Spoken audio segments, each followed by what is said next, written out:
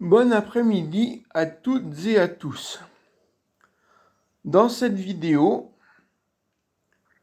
qui sera aussi concise que possible, je vais essayer de vous donner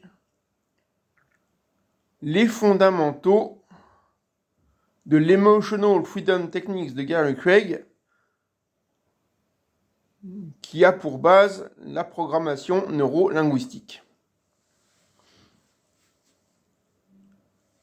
Avant toute chose, je prendrai cette citation.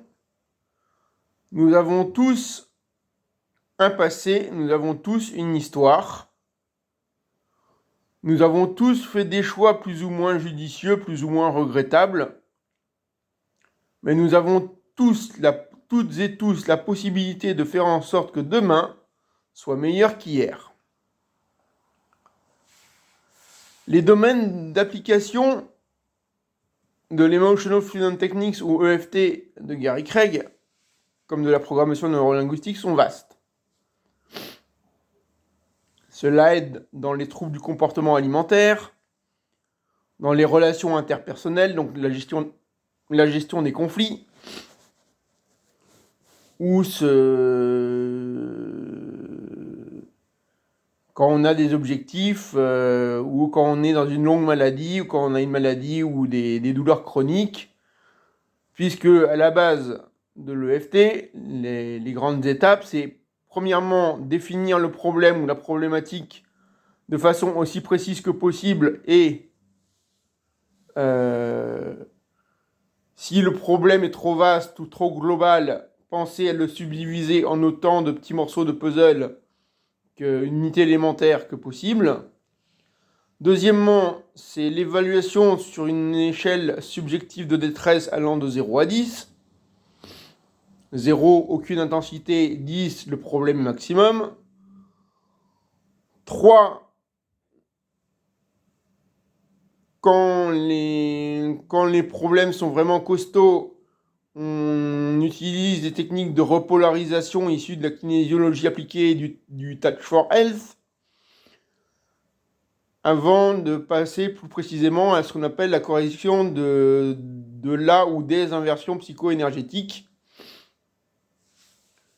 qui permettent quelque part de préparer le système énergétique ou le système psychocorporel à la stimulation des points EFT, en associant de même qu'on construit l'inversion psychologique avec une phrase qui peut être plus ou moins longue, qui a des mots-clés, qui consiste à dire en sorte que bien qu'on ait le problème, bien que le problème soit aussi important que possible, on s'ouvre à la possibilité où on s'aime et on s'accepte avec ce problème, tous nos limites vis-à-vis de cela.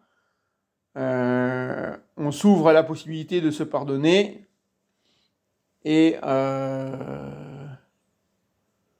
on s'ouvre à la possibilité d'un changement ou d'aller vers un mieux-être.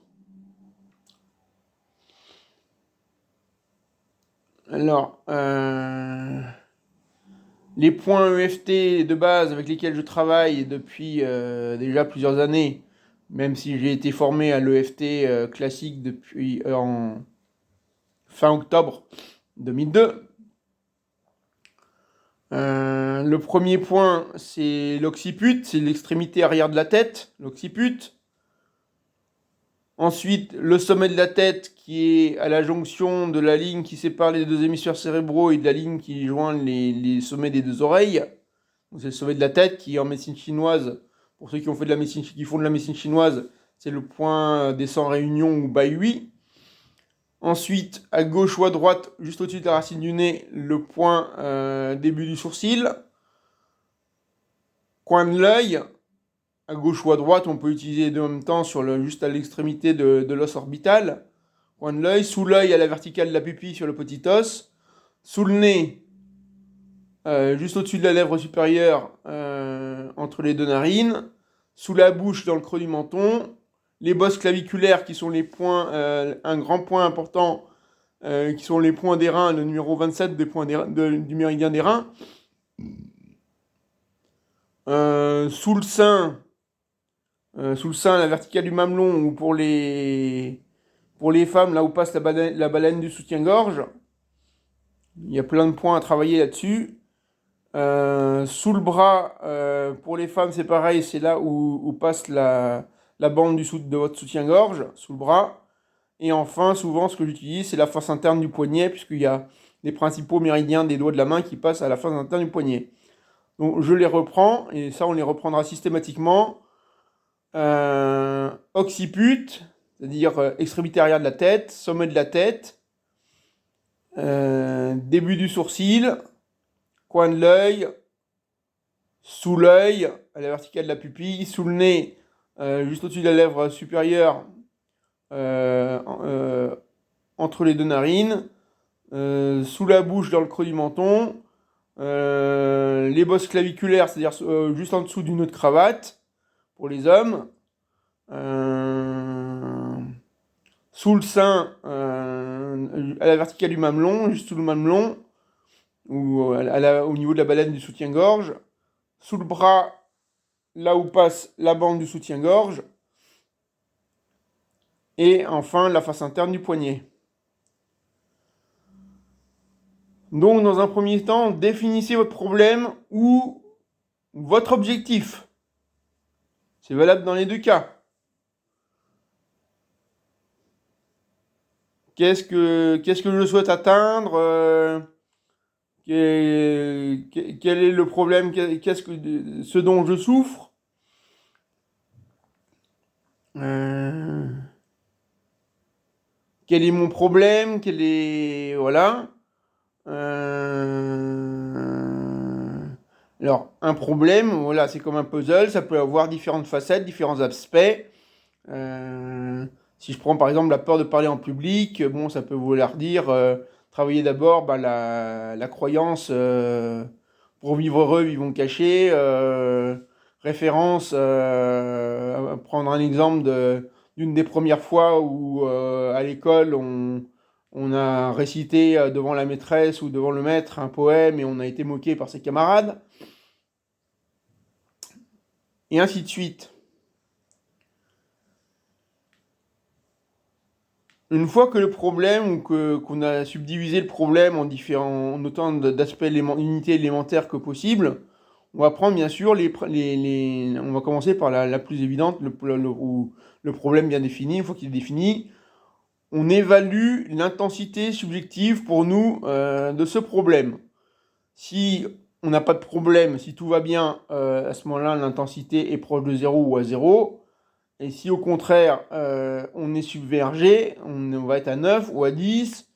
Et à ce moment-là, si on est à 9 ou à 10, comme ça m'arrive les gens me disent ah ben, je suis à 9 ou à 10, à ce moment-là, les points d'urgence qu'on stimule systématiquement en plusieurs rondes pour baisser l'intensité, ça va être le sommet de la tête, sous l'œil, parce que sous l'œil, à la verticale de la pupille, c'est le méridien estomac, c'est l'énergie terre, donc ça permet de redescendre les énergies et de ramener à la terre. Bien sûr, les bosses claviculaires R27, méridien du rein, et la face interne du poignet. Donc, on peut faire plusieurs séquences pour abaisser l'intensité émotionnelle. Et ensuite, bien évidemment, si effectivement on est submergé par rapport à un problème, ou si comme on commence à l'évoquer, ça part dans tous les sens, bon, bah, à ce moment-là, si le thérapeute est là, enfin, de préférence quand le thérapeute est là, qu'est-ce que vous voyez? Parce que ça, c'est les bases de la PNL, de la programmation neurologique. Qu'est-ce que vous voyez? Qu'est-ce que vous entendez? Qu'est-ce que vous ressentez? Puisque les trois principaux canaux de la conscience, c'est ce qu'on voit, ce qu'on entend ou ce qui a été dit, et ce qu'on a ressenti, donc ce qui est du domaine du tactile, du toucher. Et ça peut se retrouver quand on dialogue avec la personne ou avec le patient, dans son vocabulaire, voilà, j'ai reçu des coups, j'ai eu très froid, ou j'ai eu très chaud, j'ai des frissons, voilà, il m'a dit que, ou...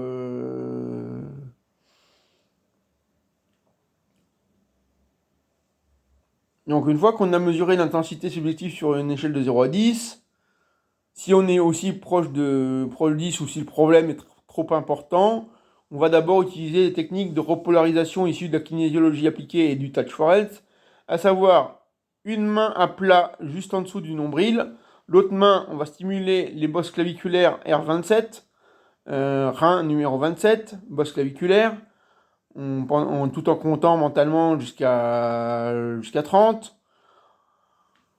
Ensuite, tout en gardant une des mains sous le nombril, à plat sous le nombril, on va venir stimuler avec la pulpe de l'index et du majeur de la main libre, on va venir stimuler le point sous le nez, juste au-dessus de la lèvre supérieure.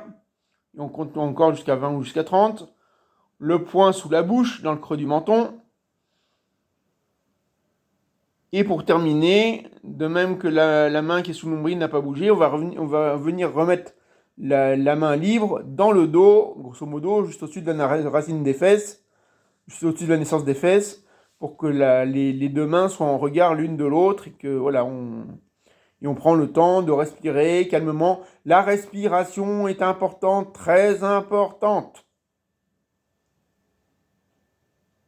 Très importante la respiration. Donc ensuite, on va corriger l'inversion psycho-énergétique. Donc on va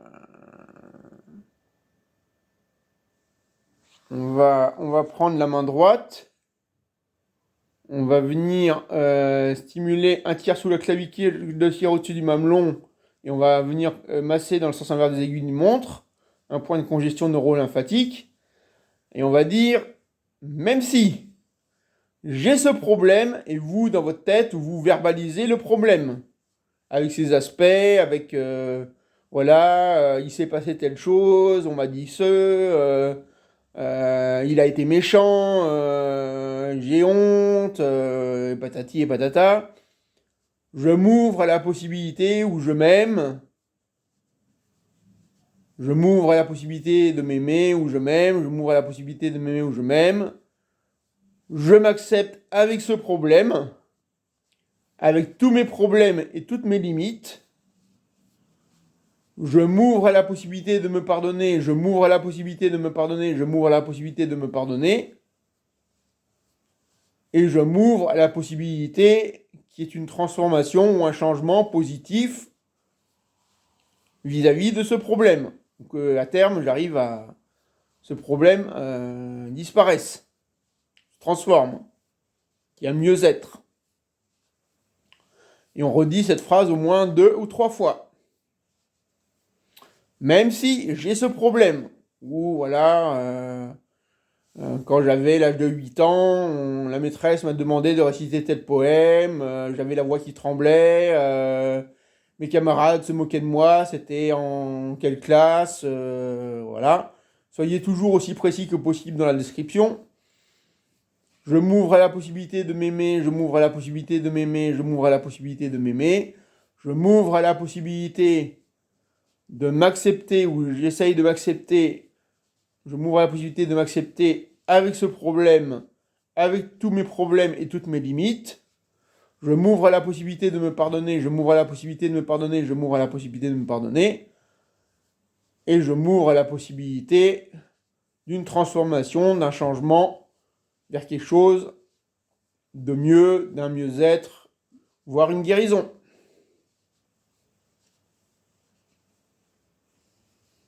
Déjà, quand on a bien conscience de ça et que le système est bien préparé, on n'a plus qu'à venir stimuler tout en étant conscient. Alors, on peut continuer à verbaliser des mots-clés. On peut verbaliser des mots-clés, mais ça va être toujours l'occiput qu'on va venir stimuler dans l'extrémité arrière de la tête, le sommet de la tête, le début du sourcil. On peut utiliser deux mains, l'index et le majeur de chaque main pour stimuler de chaque côté de la racine du nez le début du sourcil, le coin de l'œil, sous l'œil et la verticale de la pupille, sous le nez et sous la bouche. R27, les bosses claviculaires ou juste à côté des bosses claviculaires. Sous le sein, la verticale du mamelon, avec le tranchant. Regardez ce que je vais faire avec le tranchant de la main, comme ça. Comme si vous entouriez en demi-lune votre sein, mesdames. Sous le bras. Et enfin, la face interne du poignet. Important, une grande inspiration, une grande expiration. Et on peut faire l'octave tertielle avancée, ce qui peut être une bonne chose aussi. C'est que si vous êtes assis, vous gardez les yeux bien ouverts. Vous allez fixer un point au sol et en comptant 6 secondes, vous allez rouler les yeux, les pupilles du sol au plafond. Vous allez venir focaliser vos yeux vers le milieu du front. Vous inspirez profondément, vous fermez les yeux et vous soufflez. Et vous restez quelques instants à inspirer et souffler calmement. Et soyez à l'écoute des sensations de votre corps, sensations visuelles par rapport à un souvenir que vous avez traité, sensations visuelles, auditives, c'est-à-dire ce que vous avez entendu ou les paroles qui ont été prononcées, sans oublier éventuellement l'intensité, la façon dont la manière dont les phrases ont été prononcées, ce que vous avez entendu, c'est autant important que le contenu, c'est-à-dire est-ce qu'il y avait de la colère dans ce qui vous a été dit, et la façon surtout dont vous l'avez ressenti.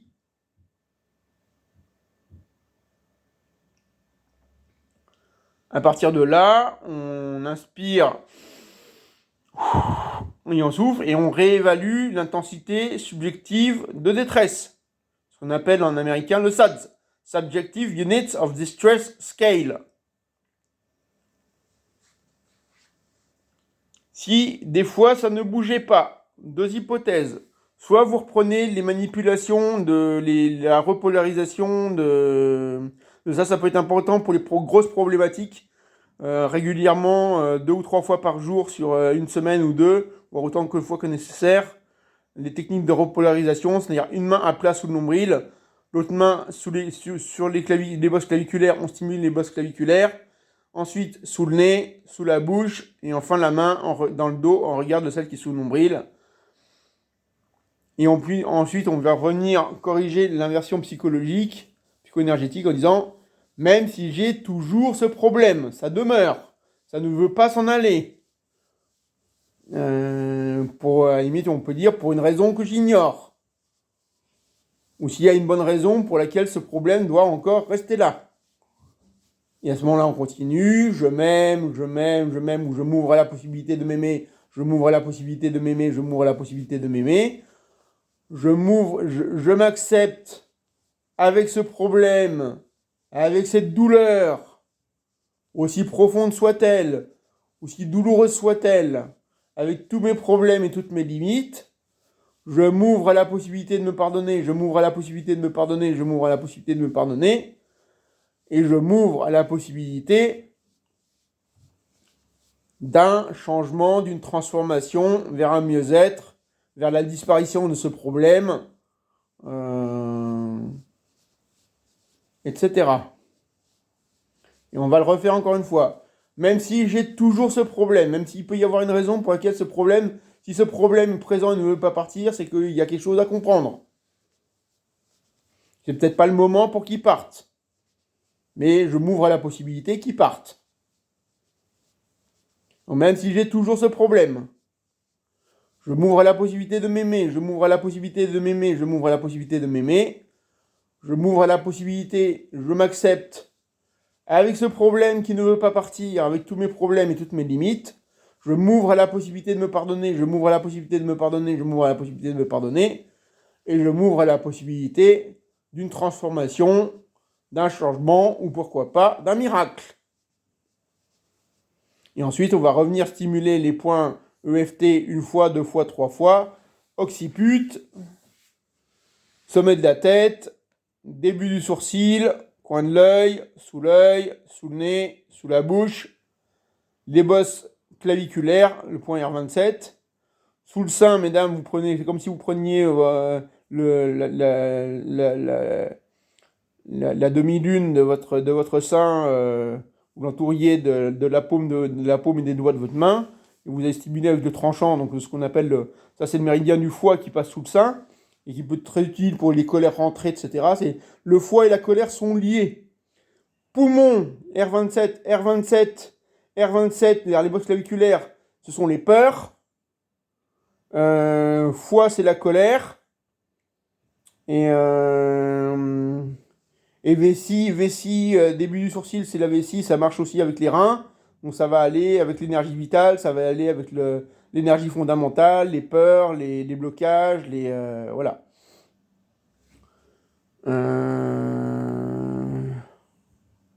Ensuite, on termine sous le bras et la face interne du poignet.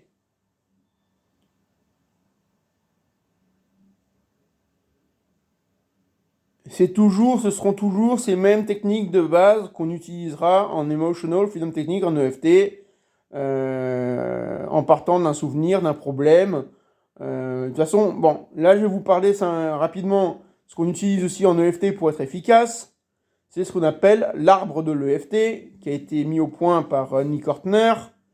Alors son site à lui, c'est www.thetappingsolution, THETAPINGSOULTION.com. Et donc l'arbre de l'EFT, c'est comme ça. On part, on imagine un arbre. On va partir des feuilles qui représentent les symptômes ou les effets secondaires, les branches constituées par les émotions négatives que sont la peur, la colère, la tristesse, la jalousie, l'envie, la haine, pour faire simple.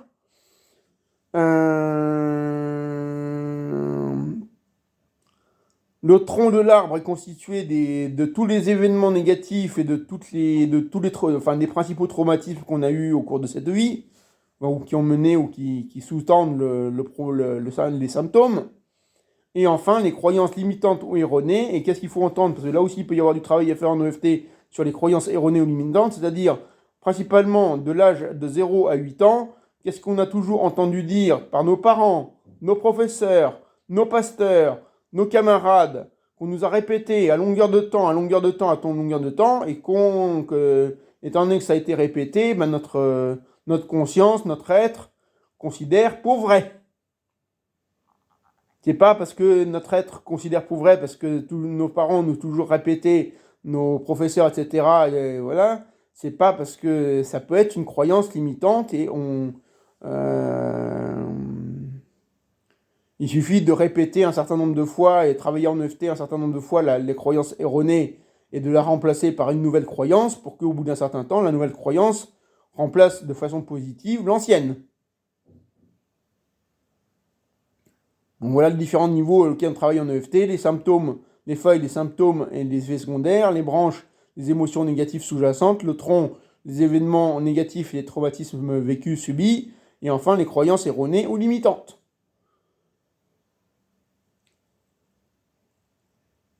Voilà l'essentiel pour faire court de l'EFT. Après, c'est une question de travailler avec un thérapeute en fonction de la difficulté de votre problématique.